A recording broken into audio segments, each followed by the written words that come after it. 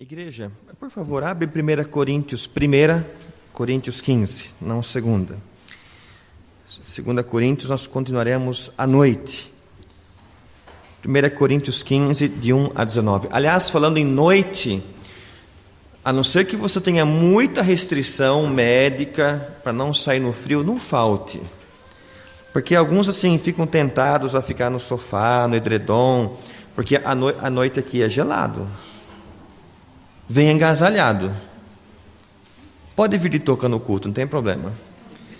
Mas se você sim for tentado a falar, à noite acho que eu não venho, lute contra isso. Não é de Deus. A gente estava pedindo, estava tão quente, né? Aí vem aqui e fica se abanando, fala, está abafado. Quando está frio, não vem? Não podemos ser incoerentes, né? A gente gosta do friozinho. Bom, eu pelo menos, tem gente que não gosta.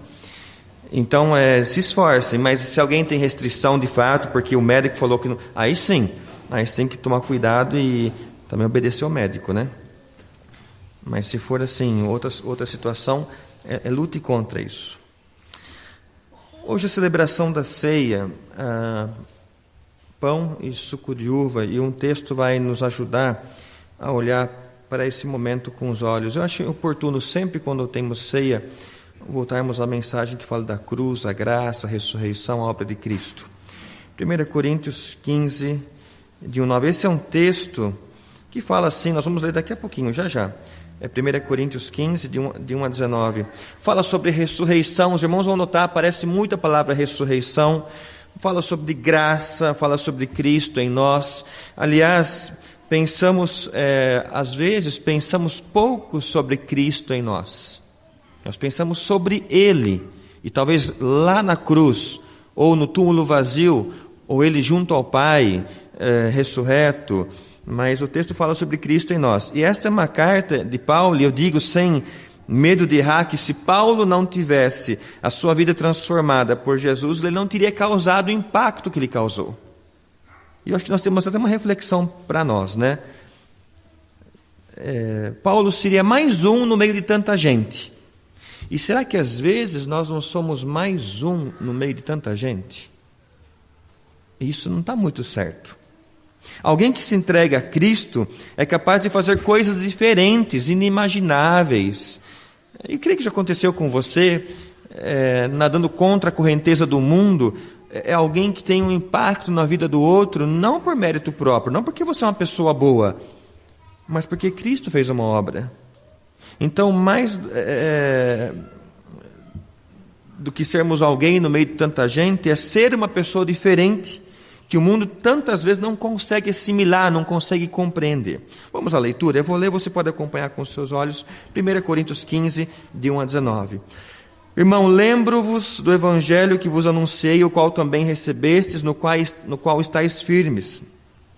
Por meio dele também sois salvos, se retiverdes com firmeza a mensagem, tal como anunciei a vós, a não ser que tenhais crido inutilmente. Porque primeiro vos entreguei o que também recebi. Cristo morreu pelos nossos pecados, segundo as Escrituras, e foi sepultado, e ressuscitou ao terceiro dia, segundo as Escrituras. E apareceu a Cefas, e depois aos 12.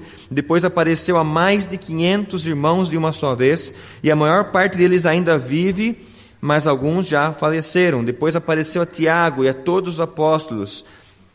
E depois de todos, apareceu a mim, como um abortivo ou um nascido fora do tempo certo. Pois sou o menor dos apóstolos, indigno de ser chamado apóstolo, porque persegui a igreja de Deus. Mas pela graça de Deus sou o que sou, e a sua graça para comigo não foi ineficaz. De fato, trabalhei muito mais que todos eles, todavia não eu, mas a graça de Deus que está comigo. Quer tenha sido eu, quer tenha sido eles, é isso que pregamos e é nisso que crestes. Se Cristo está sendo pregado como ressurreto dentre os mortos, como dizem alguns dentre vós que não há ressurreição dos mortos, mas se não há ressurreição dos mortos, também Cristo não ressuscitou. E se Cristo não ressuscitou, então a nossa pregação é inútil, e também a vossa fé, a vossa fé. 15.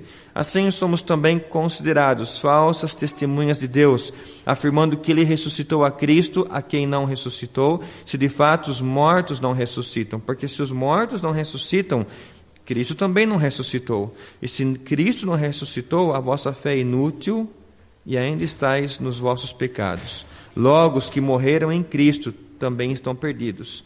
Se nossa esperança em Cristo é apenas para esta vida, somos os mais dignos de compaixão entre todos os homens. Olhe para o versículo 1.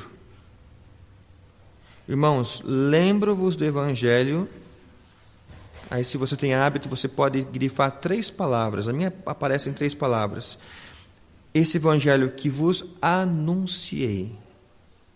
Depois, o qual também recebestes. E por último, no qual estáis firmes. O Evangelho que é anunciado, o Evangelho que é recebido, o Evangelho no qual eu fico firme. Então, eu vejo aqui, é nítido para nós, que Paulo aborda 3 momentos do Evangelho em nossa vida. Ele é conhecido porque ele foi anunciado, ele é algo que eu conheço. E um dia aconteceu com você isso. Ele é recebido, então eu aceito ele. É o segundo passo. E o terceiro, ele permanece, ele está firme em mim. Note que há esse processo, anunciado, recebido e, por fim, ele permanece em mim. Esse conceito da palavra firme, aliás, é um conceito que trabalhamos alguns domingos atrás, lá na 2ª carta de Paulo. É a ideia de que não muda o propósito. Alguém que está convicto do que crê, ele toma isso como algo inegociável, não abre mão. Então, essa palavra firme, que aparece aqui em 15:1, é um ato inegociável, uma decisão de plena convicção. Aliás, num mundo onde tudo é relativo e não se tem convicção, note que o Evangelho não entra nessas negociações. Porque qual que é a conversa hoje em dia? Olha, depende da forma como você pensa, isso é na sua interpretação. Quando se fala de Evangelho, de Cristo Jesus, isso é algo resolvido. Não se negocia a fé, a minha crença. Eu creio nele, eu creio em Cristo. É um alicerce no qual não se toca, não se abala. Então o Evangelho foi anunciado, foi recebido, e as pessoas estão firmes no Evangelho. Mas nós temos uma lição aqui, igreja. É triste, é bem triste, mas como tem pessoas que têm trocado a sua fé por tantas coisas que os outros oferecem. Olha que interessante, o Evangelho é conhecido, ele é até aceito, não é bom, a palavra de Deus é boa, Cristo é bom, Cristo é importante. Vamos acompanhando esse raciocínio. Mas não permanece nele. Porque de fato não foi colocado como principal da sua vida. E não é difícil você encontrar pessoas que ouviram do Evangelho, ou seja, ele foi conhecido, aceitaram as verdades, mas não estão ativos na igreja, não querem vir. E as pessoas não combatem a Bíblia. Já notaram isso? Se você não encontra pessoas desse tipo falando, não, eu abomino a palavra, está errado. Não. Conheceram, gostaram, mas não permaneceu. Não permaneceu. Veja o verso 2, uma outra expressão. Por meio dele também sois salvos. E que frase aparece depois? Se retiverdes com... Como está na sua Bíblia? Firmeza? Perseverança? Note aqui. Se retiverdes com firmeza, com perseverança. Este é o desejo dos apóstolos por aqueles que receberam a palavra. E se não guardou algo como precioso, a crença foi inútil. Olha que interessante, igreja. Há necessidade de ficar firme, de perseverar, de guardar com firmeza. É um tesouro. Por isso que Paulo fala, eu tenho esse tesouro em vasos de barro. O Evangelho é um tesouro. E muitos ouvem, gostam, mas não retêm. Não retêm. Paulo fala nesse sentido que a crença foi inútil. Porque no final do versículo 15 aparece o quê? A não ser, no final do verso 2, a não ser que tenhais crido inutilmente. Note, aqueles que ouvem, que gostam, mas não plantam no coração, é uma crença inútil. Uma crença inútil. Igreja, vamos perceber algo aqui no texto. O Evangelho não perde o seu valor. Mas eu, o homem, tenho a capacidade de não atribuir valor ao Evangelho. Isso é claro para os irmãos? É, né? O Evangelho não perde o seu valor. É transformador, é precioso. Mas eu tenho capacidade, o homem tem capacidade de não dar valor ao Evangelho. E isso traz consequências desastrosas. Eu piamente acredito que um dos maiores erros que nós cometemos é subestimar os ensinamentos da palavra, as orientações da Bíblia. Eu sei que já contei essa história algum tempo atrás, eu não sei se contei aqui, mas aconteceu em Nova Odessa, na nossa cidade. Um guarda municipal repreendeu um pedinte na rua, assim, pelo modo como ele estava abordando as pessoas. Isso saiu no jornal, eu acho, mas faz um bom tempo. E sabe o que ele ouviu do pedinte, o guarda? Ô, seu folgado. O pedinte falou para o guarda. Você está atrapalhando o meu trabalho. Aí ele foi encaminhado para a delegacia e ali aconteceram as devidas providências. O que aconteceu? O pedinte subestimou a autoridade do guarda e sofreu as consequências por causa disso. Igreja, quando nós dizemos que a Bíblia nos ensina a viver uma vida digna, e aí nós temos um leque de ensinamentos. Por exemplo, para a juventude, o sexo tem momento certo dentro de um relacionamento. A outra aplicação, o linguajar inadequado faz parte de uma velha vida, mas não da nova vida. Eu não consigo adorar a Deus com pensamentos ilícitos ou com amizades que o Senhor não aprova, andando com pessoas que não temem ao Senhor. Drogas não pertencem à vida cristã, não pertencem a alguém que foi lavado pelo sangue de Cristo. Então, quando a Bíblia nos ensina a viver uma vida aprovada pelo Senhor e as pessoas continuam agindo errado, ou seja, fazendo essas coisas e tantas outras mais, cuidado para que a gente não esteja dizendo a mesma coisa que aquele pedinte disse para o guarda. A gente só vai mudar a frase: Deus, o Senhor está atrapalhando a minha vida. E, lamentavelmente, tem muita gente que se diz cristão, não fala com essas palavras, mas se comporta dessa forma. Deus quer trabalhar no coração e a pessoa se vira para Deus e fala: Deus, aí não, aí o Senhor está me atrapalhando. Só que a palavra diz que depois vai ter que arcar com as consequências disso. Agora, esse evangelho, igreja, que fala que foi anunciado no verso 1 e no verso 2, a pergunta é: o que é esse evangelho? Veja nos versos 3 a 8, nós já lemos, né? Há um resumo aqui de uma evangelização. Verso 3 fala que ele morreu, no verso 4 fala que ele foi sepultado, e ainda no verso 4 fala que ele ressuscitou. E nos versos 5, 6, 7 e 8, fala que ele apareceu a diversas pessoas, inclusive a Paulo. Nota que a sequência: Cristo morreu, foi sepultado, ressuscitou e apareceu a diversas pessoas. No verso 8, muitos têm em sua Bíblia que Paulo fala que apareceu a ele como a um nascido fora do tempo, ou um abortivo. Por que ele usa essa expressão? Porque foi alguém que foi planejado, projetado para o apostolado, mas sem a criação carinhosa, que teria sido amizade e ensino direto de Cristo. Paulo não andou com Jesus como os apóstolos andaram, os discípulos. E outros apóstolos andaram com Cristo. Por isso ele usa a expressão abortivo, nascido fora de tempo. Parece que Paulo está falando: eu queria ter estado com eles, eu queria ter andado mais com Jesus, eu queria ter andado mais com Cristo. Versos 9 e 10, Paulo fala sobre conceitos. Aliás, o 10 é tão conhecido o versículo, né? Bem conhecido. O verso 9: pois sou o menor dos apóstolos, indigno de ser chamado apóstolo, porque persegui a igreja de Deus. E tem um mas no verso 10. Esse mas é fundamental. Aliás, o mas do 10 chama o 9.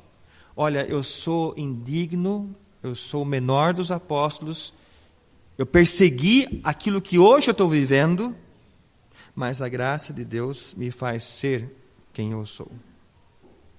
Eu queria que o Richard me ajudasse com o slide.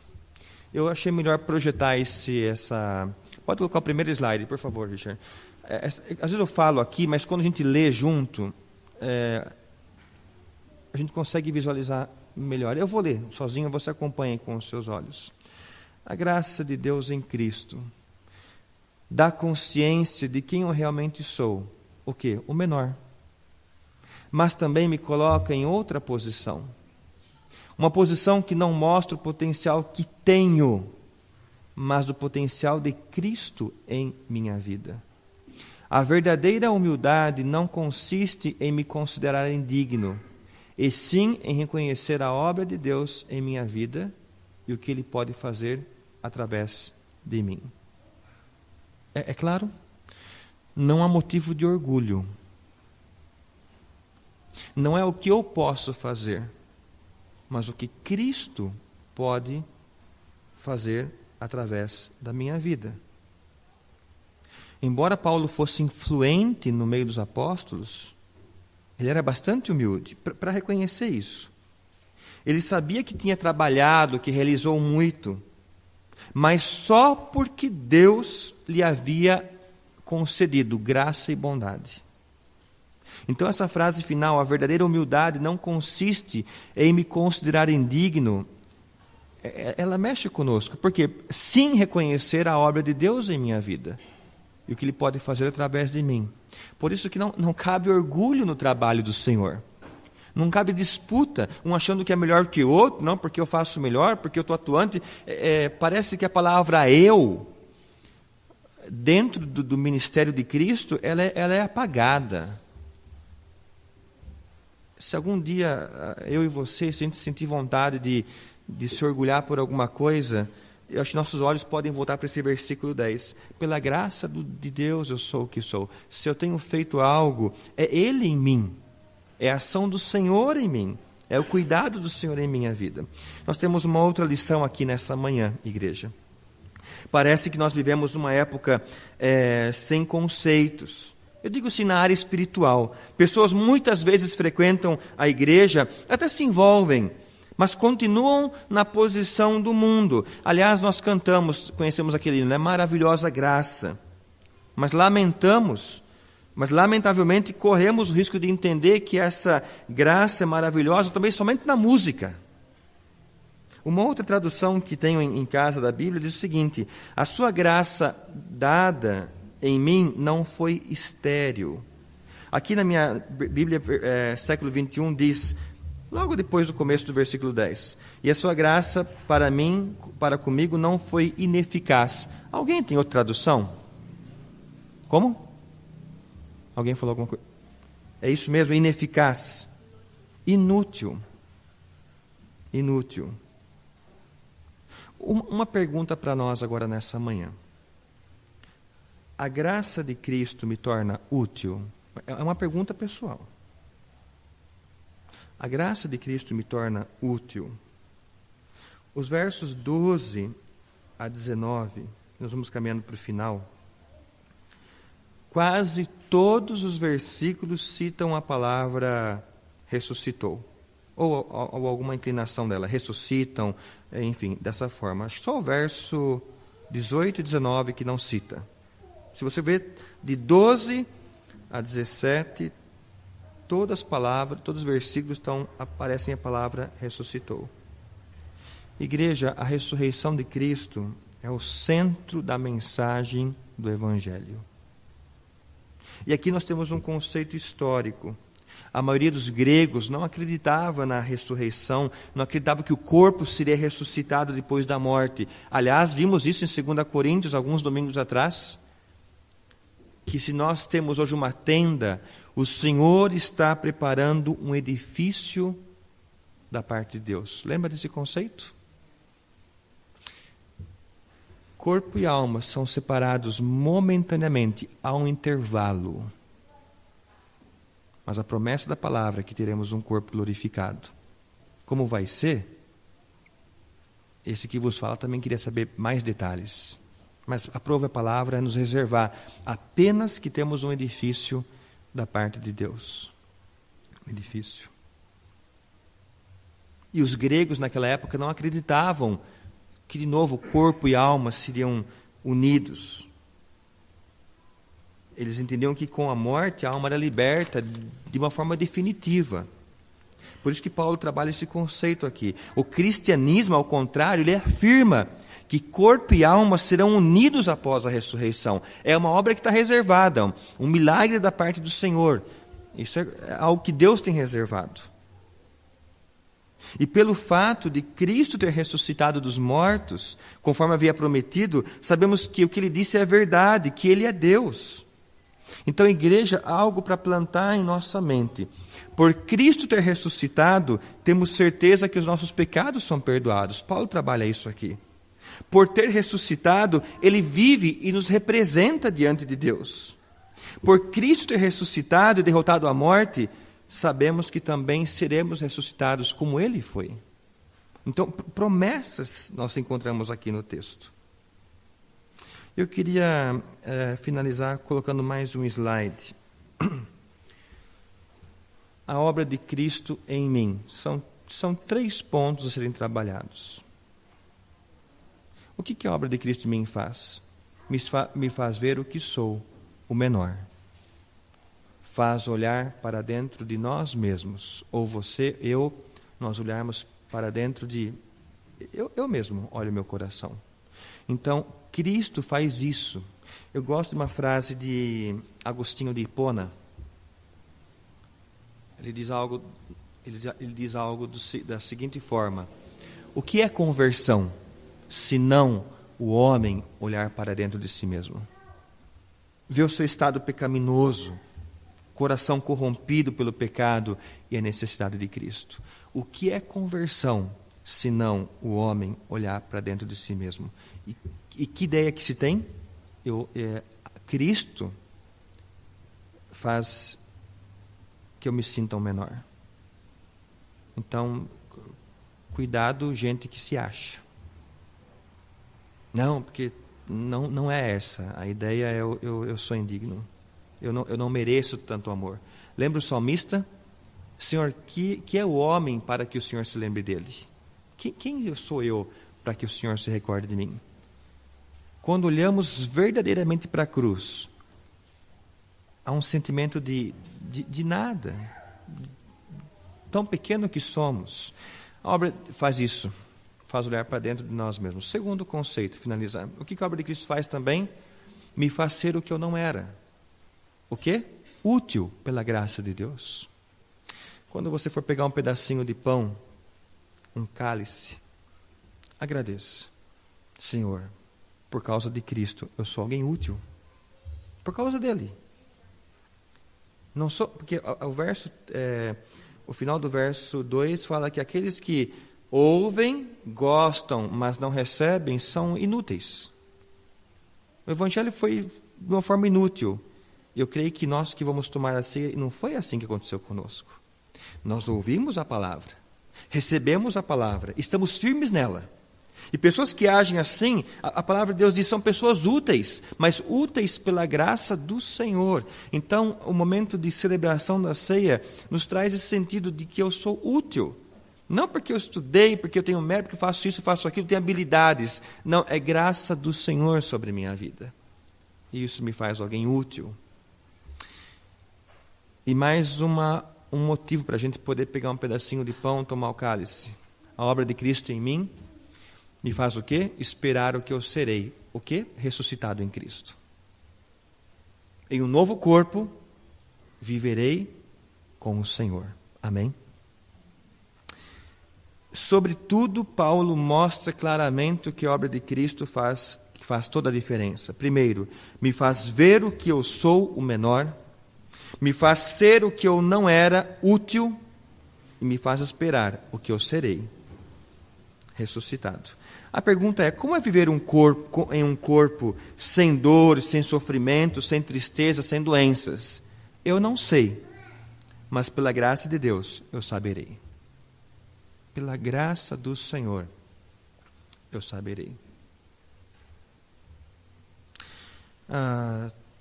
isso deve nos sensibilizar a amar mais a Cristo. Menos religiosidade, menos rotinas costumeiras, menos tradições e mais amor ao Senhor, mais entrega a Ele. Note que a vida espiritual está ligado a amar ao Senhor, amar intensamente a Ele, olhar para Cristo e dizer: eu louvo ao Senhor, eu agradeço a Deus pela obra de Cristo na cruz. O que eu sou é porque Ele fez por mim. Vamos orar ao Senhor, vamos colocar nosso coração, desprender de nós mesmos e louvar pelo que Ele fez por nós. Feche os seus olhos. Senhor Deus, nós aprendemos com a Tua palavra que somos indignos, tão pequenos perante uma grandeza insondável e inescrutável do grande Deus. Mas a Tua palavra diz que aprove ao Senhor ver o nosso estado de miséria e vir até nós de uma forma incondicional. Então, ó Deus, a mim, a cada irmão que está aqui, quando formos pegar um pedacinho de pão, o cálice, renova o nosso coração o louvor ao Senhor pelo que o Senhor tem feito em nossas vidas através de Cristo Jesus. Ajuda-nos, ó Deus, a entender, ver o que eu sou, o menor.